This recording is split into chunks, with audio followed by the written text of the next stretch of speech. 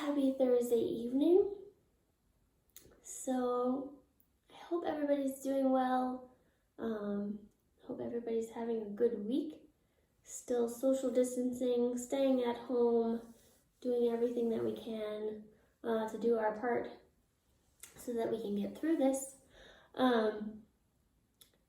It's been such a pleasure to see so many of you all online with me, and it's really bringing me a lot of joy to be able to share yoga with you all in this way. So thank you so much to everyone who has participated in my classes online. It's truly amazing just to get to connect with everyone. So for the last 5 Thursdays, we were doing a class on the Niyamas, which is the first limb of yoga. And since we got done with them, tonight starts our first class on the Niyamas, which is the second limb of yoga. So if you missed the Yamas classes, I like to call the Yamas how to treat the world and everyone in it. And I like to call the Niyamas how to treat yourself, basically. Things to adhere to for yourself. And I love the Niyamas. They're so helpful for us and so helpful for our lives and really fun to get into and explore. So tonight we're starting with the first one, and the first one is called Saucha, which is often translated as purity or cleanliness. And anytime I start to teach about or think about Saucha, I always think, oh my gosh, I should go clean up different things in my house. And that certainly can be a part of it. But that's not all of it, right? So let's talk about that first, but then we'll get into other aspects. So I tend to be kind of messy. I not be dirty, but I tend to be kind of messy, and I get more messy if I'm more busy. So, I have things everywhere. But I know that when I clean up and when I put things away, I feel more settled. And I imagine that you feel that too, right? Like when things are settled and put away and everything's kind of where it's supposed to be, it just feels better. At least I think that. And so when we're thinking about Saucha, you can do that, and this time that we have right now, being at home, is a great time to take on a little project and clean out something that you haven't been paying attention to. So that's a really, really good thing to do. And that's part of it. It's easier to have a quiet mind when our space is not cluttered. And all of this is building us up to the practice of meditation. So we really are building up to not making our mind just be quiet, but making our mind be calm and steady. And so if we've not got a lot of distractions, a lot of clutter in the space, if we're not worried about I'm trying to sit for meditation, but I think I should go do the dishes, there's like a very practical aspect of Saucha. But Saucha goes beyond that and asks us to purify ourselves and our lives as well. Obviously, along with the cleansing of our space, we should keep ourselves clean, right? We don't want to be dirty. And if we're thinking about practicing and feeling good and getting into a flow state or getting into meditation, if you're dirty, it doesn't feel good, right? So keeping yourself clean, of course, as well is very important. Please do, even though it's pandemic time, take a shower every day. Keep yourself clean, right? And that can be a really good practice for us right now, because sometimes we might not feel inspired to do that, but the ritual of it and the taking care of ourselves and cleansing can be really, really important. But beyond the physical aspect of keeping our space clean, keeping ourselves clean, we can also work to keep our bodies clean through what we eat. And so thinking about, is there anything in your diet, in your life, that you might need to cut out, that isn't serving you, that's feeling toxic for you? You can assess those things when we think about Saucha. But also, which I think is the most profound piece of this niyama, is purity of your mind. And this is one that I feel like is a big struggle these days with social media, with having so many things put in our face all the time. My mom, I always think of her when I think of this, when I'm talking about this niyama. My mom doesn't like to watch scary movies. She doesn't like to watch movies with sex scenes. She doesn't like to watch anything gross or violent or anything like that. And when I was younger, I thought it was silly. Like, I thought just like, these things are happening, like, why don't you watch them? And then once I got older, I realized she was very deliberately choosing not to put those things into her mind.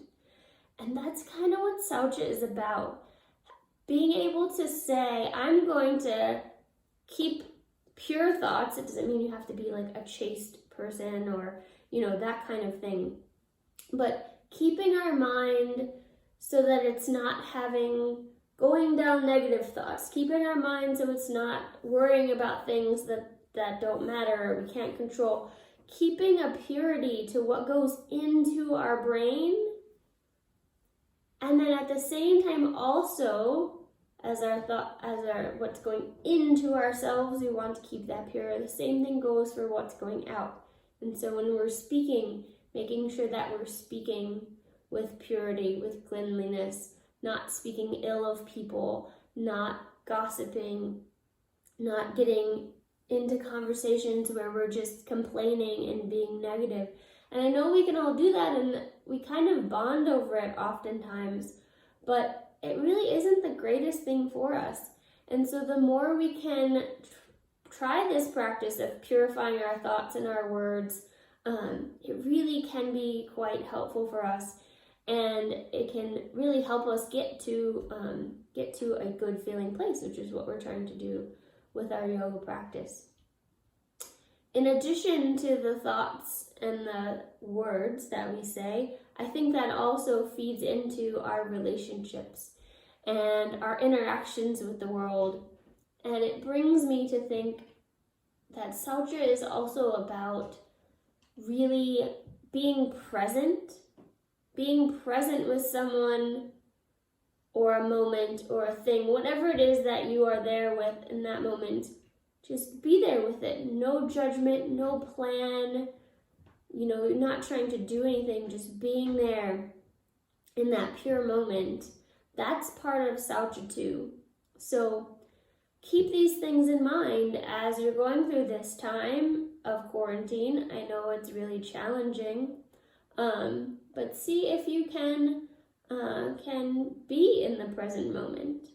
And I think being in the present moment naturally feeds back into that, keeping the things going into you pure or clean. So maybe you need to take a break from social media, and I know that's kind of how we're all connecting right now, but maybe you should limit it to a certain time of day, or just take a break completely for a day or two if you need it.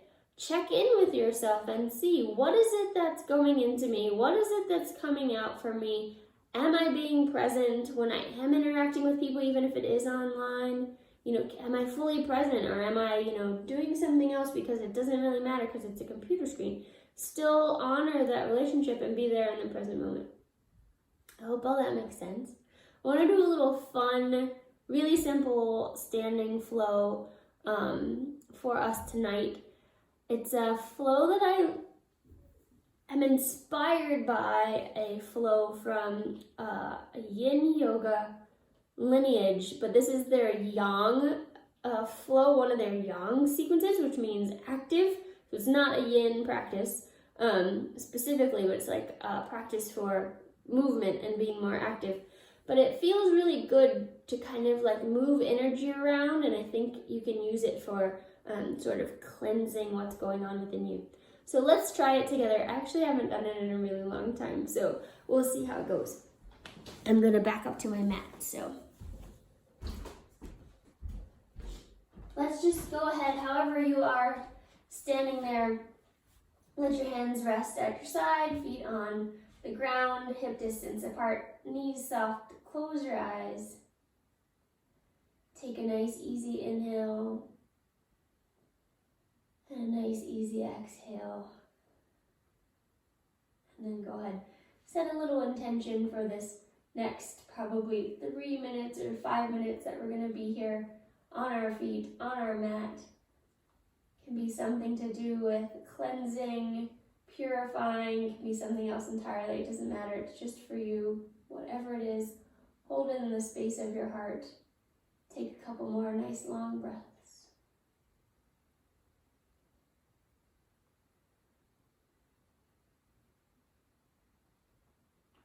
And then go ahead, blink your eyes open. So we're going to take the feet wide for this one. And this is not like a normal yoga practice where we're being really still.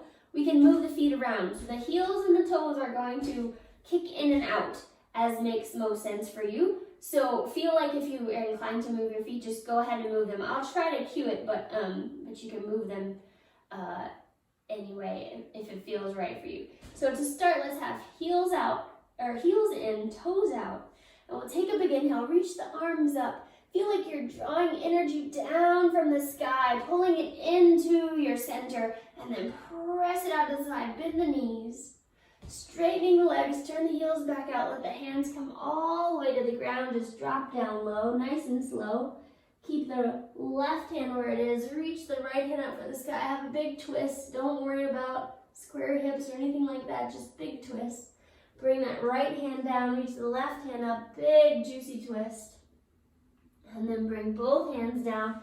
Bend your knees and just roll yourself up. Bringing the arms to the center. And then press the arms up overhead. And let's bring the hands up really wide. Cactus arms, knees bend, big goddess pose. Straightening the legs, straightening the arms, and fold forward. Sweep the arms up. And then inhale all the way back up. And bring the hands to the heart. Let's try it again. So heels in, toes out. Inhale, arms to the sky. Hands through center. Press the hands out to the side. Feel like you're moving this energy around. Straightening the legs, heels out. Sweep the arms all the way down. Hands to the floor. Let the head drop. Left hand stays. Right hand reaches up. Big juicy twist. Right hand down. Left hand reaches up. Big juicy twist. Both hands down. Bend the knees. Roll the self up. Arms come through center. And then press the hands up overhead. Bring the heels in. Arms out. Big goddess pose. Straightening the legs. Straightening the arms. Kicking the heels back out. Fold forward. Sweeping the arms back. And then inhale all the way up. And hands to the heart. Let's try it one more time. Heels out. Heels in. Toes out. Inhale. Arms to the sky. Bringing the hands through center. Bend the knees. Stretching the arms out. Straightening the legs. Sweeping the hands all the way down to the ground. Left hand stays. Reach the right arm up. Right hand comes down. Reach the left arm up. Bringing both hands down, bending the knees, roll yourself up, hands come up through center, and then press them up to the sky, heels in, bend the knees, big goddess pose. Straighten the legs, straighten the arms, kick the heels back out. Fold forward, hands sweep up, and then inhale all the way up, and hands to the heart, and we'll step the feet together. All right, take a moment, take a breath. Close your eyes if you like. Feel if your energy shifted a little bit. Maybe clearing out some of that stagnant energy. Drawing in some of that good, pure energy. Whatever your intention was, take a moment and take your mind back to it without any judgment, of course. Check in with yourself. See how it went. And then most importantly, of course, take a moment and honor the light that exists within you. And thank yourself for coming to class this evening. I thank you all for being here with me as well. And I honor the light within you and within all beings. Namaste.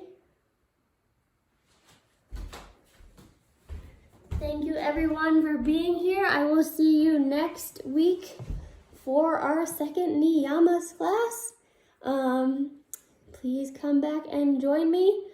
If you are on Facebook, I've got links there. If you're on Instagram, I don't, but if you are so inclined, donations are appreciated, but not required. But if you would like to, it's jincarter.com/donate. If you want to see the full class schedule, jincarter.com/online. And hopefully I will see you all again in another class very soon. Hi, Sherry. I hope you were here for the whole class. It's good to see you. And hi, Hillary. Yay. Thank you all so much. I will see you all again soon. Good night.